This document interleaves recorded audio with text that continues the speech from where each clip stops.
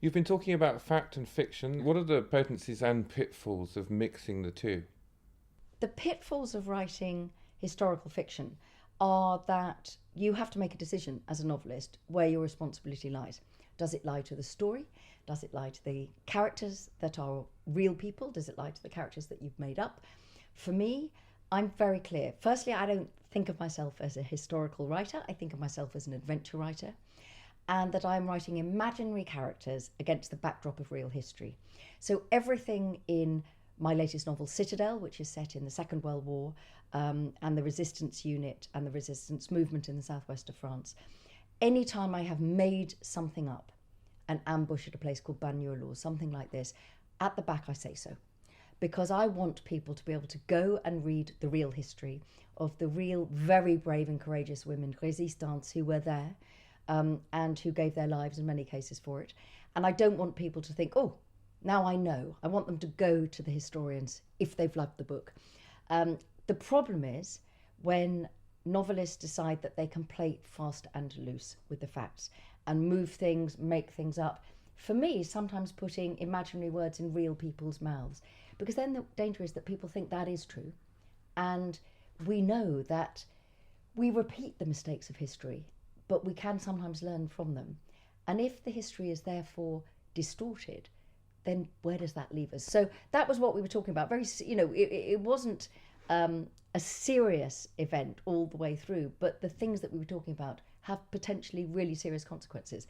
So that's my responsibility as a novelist, to make sure that when I'm making it up, I make it clear.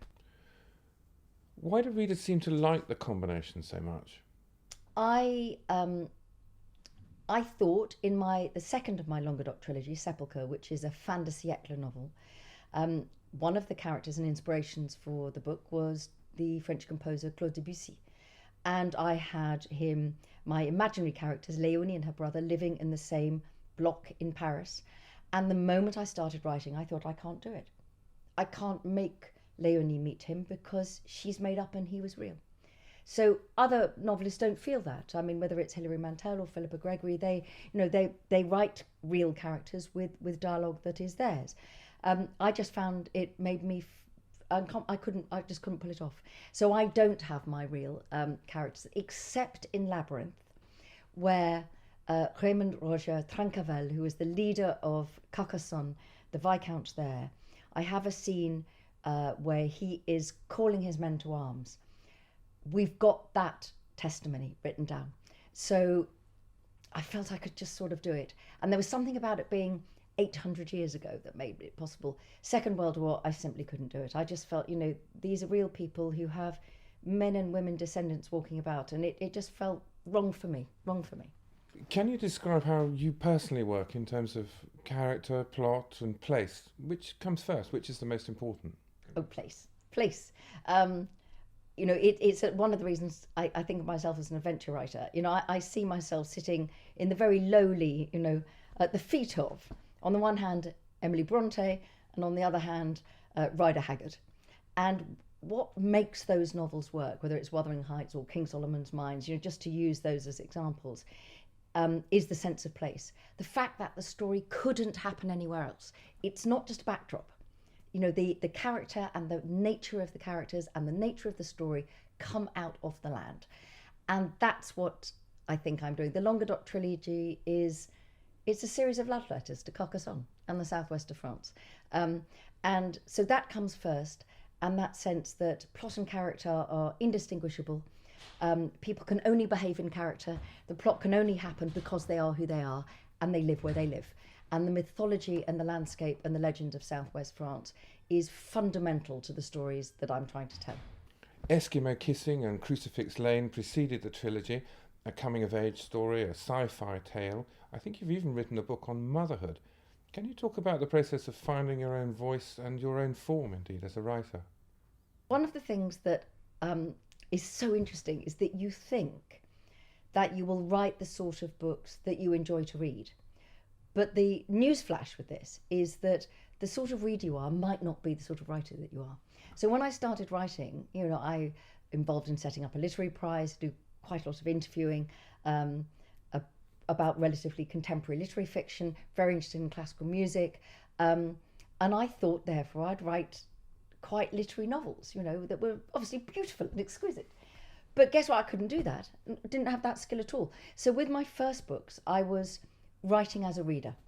And every time Eskimo Kissing or Crucifix Lane, I'm really proud of them because it's hard to finish a novel and pull it off. But every time they started to find their feet, I would be sitting on my own shoulder going, a bit commercial there. You know, it's not quite the sort of writer you want to be. And so they're not happy in their own skin. With Labyrinth, I was thinking about the characters and the place and was writing. And when I finished, I thought, well, bugger me, I've written an adventure novel. Who'd have thought it? Not at all. And that was it. So it's about finding your own voice and trusting that. And although people say you should always write the sort of books you would want to read, for me, I think it's just about letting yourself be the writer you're supposed to be. And once you do that, it's not that it's plain sailing, but it's really good fun. Your own Languedoc trilogy, I think, came out about 18 months after the Da Vinci Code. No, about 5 months. Read it at the airport.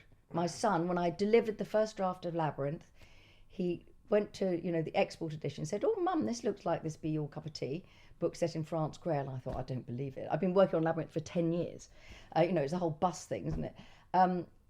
But the thing that was interesting about that is that I genuinely believe that one of the reasons that Labyrinth, I've been lucky enough and it sold 5 million copies in English alone, it seems, is because I came after the Da Vinci Code, and that book created an appetite for that blend of history and mystery and place.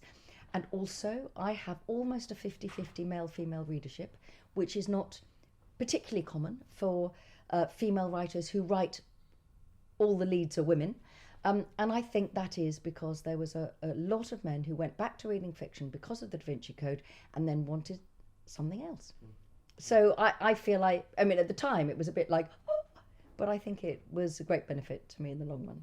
I know what your answer to this is going to be, but how does one tap into the zeitgeist? Should a writer even try? You can't tap into the zeitgeist, that's the point. The zeitgeist can come up and tap you on the shoulder, but anyone who tries to chase a trend will fail, because readers can tell whether a book has integrity or not. It's not whether it's a commercial novel, a literary novel, a biography, a piece of history.